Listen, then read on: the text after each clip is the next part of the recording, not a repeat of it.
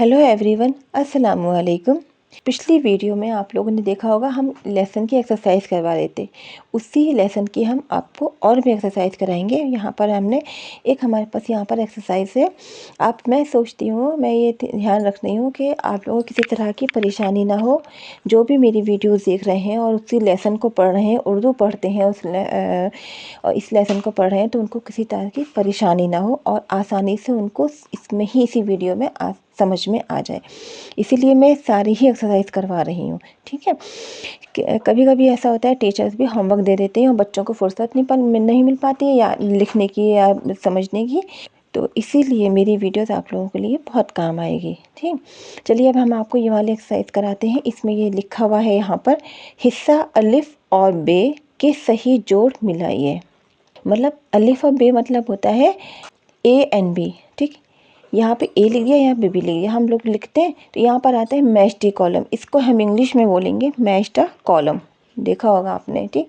ये वही चीज़ उर्दू में है, हम इंग्लिश में पढ़ते हैं, यहाँ पर उर्दू में इस तरह से लिखा जाएगा। ठीक, जैसे है यहाँ पर है राजा प्रजा। ठीक है, राजा जो होता है वो तो एक बादशाह ही है, और प्रजा जो होती है एक आवाम होती है, एक सीधी सादी से आवाम होती है जो हर मिडिल क्लास भी होती है, क्या मतलब, ठीक है, एक आवाम होती है। तो राजा प्रजा, तो राजा जो होता है वो तो एक बादशाह ही होता है, और प्रजा उसका वो राजा ध्यान रखता है। तो राजा प्रजा, उजाला अंधेरा, उजाला मतलब रोशनी, तो उसका अंधेरा हो जाएगा। ठीक, जागना सोना, जब जागते हैं तो उसका वो हमारा सोना हो जाएगा। ठीक, पास दूर, ठीक, और जल थल, जल मतलब पानी और थल माने हुए।